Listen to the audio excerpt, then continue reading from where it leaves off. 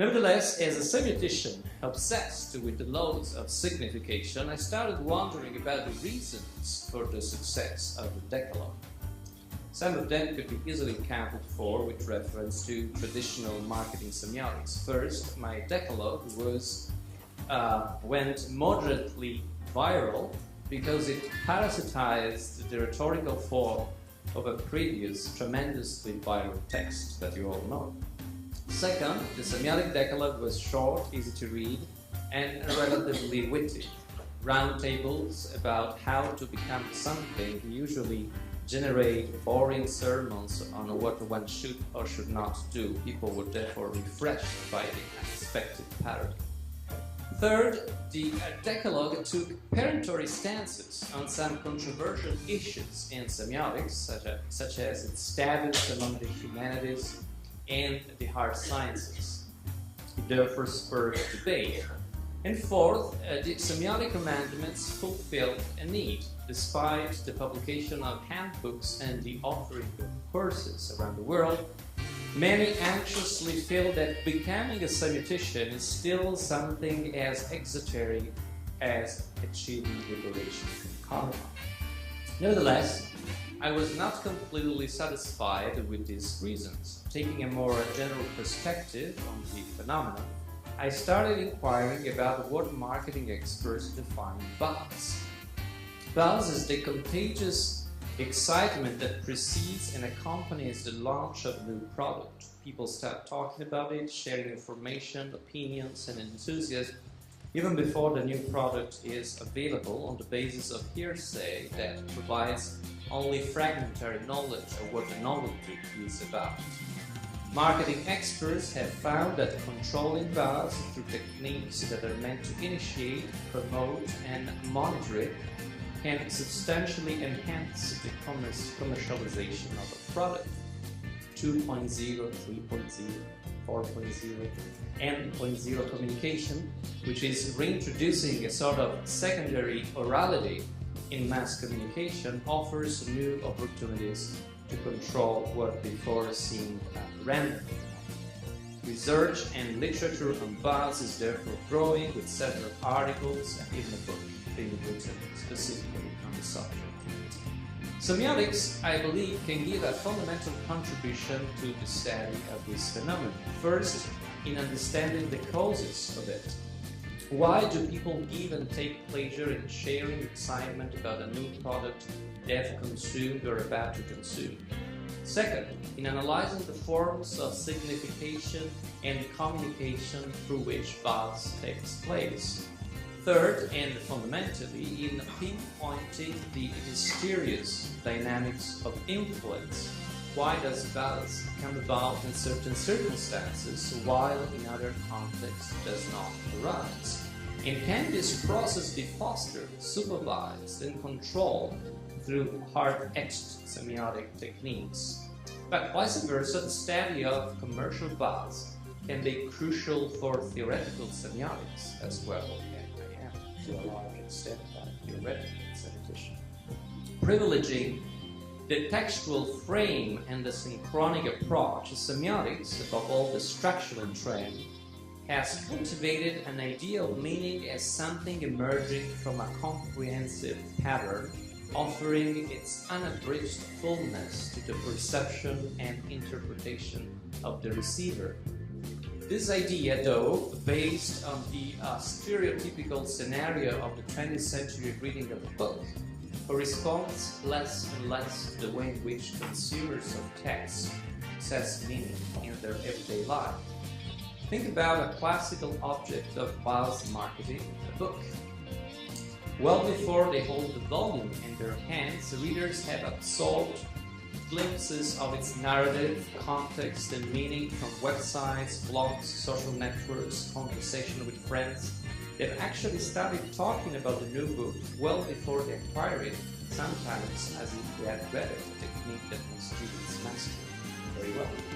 And even prior to the publishing house printing the volume, Entire groups of people have had time to grow expectations about it, about cognitive, emotional, and pragmatic terms, exchanging bits of anticipations and enthusiasm, declaring plan of purchase. Then, when the book is in print, its meaning will keep arising not only from traditional reading, but also from the aura that the book will continue emanating in micro-communities. A successful book will be talked about much more than read, and its social meaning constructed through hearsay as well as through exchange among readers. Even those who will have purchased and read the book will retain only partial recollection of it, more and more subjective as the time goes, and this fragmentary meaning will add to the already piecemeal social conversation that bears on the book. In the end, only hardcore structural semioticians and few other text specialists will conceive of the meaning of the book as emerging from its integrity. For the rest of us, common mortals, the book, as well as any other cultural artifact, will signify like an almost imperceptible melody surrounded by deafening buzz. Marketers have realized that under many circumstances buzz is more important than melody. To continue with the musical metaphor, they found that melody should not be preceded by absolute silence so that the first note comes as utmost surprise to everyone.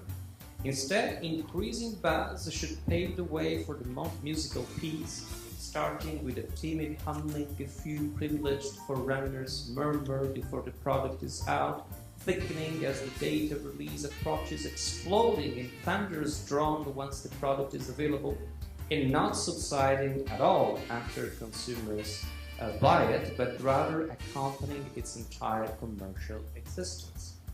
Several reasons might account for the success of this marketing technique. Researchers have pointed out that in a cultural climate where the authority of establishment messages is systematically disputed, viral advertising that relies on personal connections emanates an aura of trustworthiness. I'm able to sense the body that is transmitting its enthusiasm to me, therefore I can not only trust its message but also fall under the spell of its excitement. In a way, buzz marketing exploits for commercial purposes the natural human inclination for empathy, which is also one of the controversial traits of this advertising technique, of course. So going back to the example of the book, major US publishers nowadays do not simply acquire the manuscript, edit it, copy-edit it, commission a cover, obtain a blurb from a prestigious author, and launch the new title in the market. They rather start creating buzz since the very beginning of the book's life, since the acquisition of the manuscript. Buzz is generated through personal connections, face-to-face interactions that are nevertheless mostly simulated, staged in a way for the purpose of viral diffusion. Advanced reading copies of the book, a concept still largely unknown in continental European publishing, are given to key readers around the country who are known to be in a position to influence other people into reading the same book.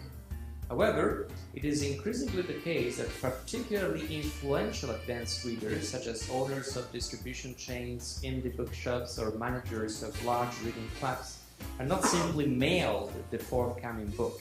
Rather, an employee of the publishing house dispatches the book to them personally so as to entice the key reader into the viral network that creates buzz before the diffusion of the book. In some special cases, even informal meetings with the author will be organized so that key advanced readers are involved in the mission in the most personal way. Now, missionary marketing, indeed, could be a general label encompassing several techniques of viral and buzz propaganda. Indeed, the disestablishment of corporate communication in this epoch of generalized institutional crisis cannot be the only explanation for the ease by which enthusiasm for the launch of a new product is produced and produces in its turn buzz.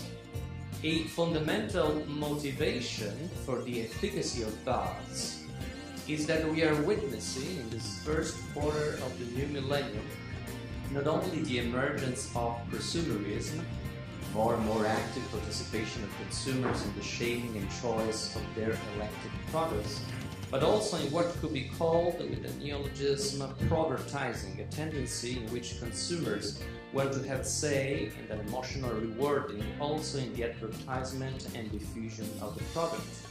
If in the first stage of interactivity consumers were given the opportunity to influence the fabrication of products, in the current stage they are granted the chance to embark in a mission for its diffusion.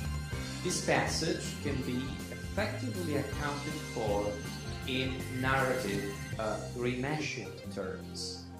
In classic advertising, the consumer was a subject upon which commercial communication would bestow the desire of acquiring a certain object.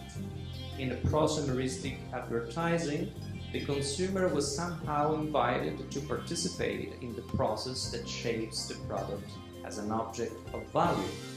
In provertising, finally, subjects are free from their transactional role in the sense that they are invited to play the part of what Grimas calls the addresser, that is, the actant, the narrative role, whose narrative function is not that of acquiring an object, but to instill in others the desire to do so.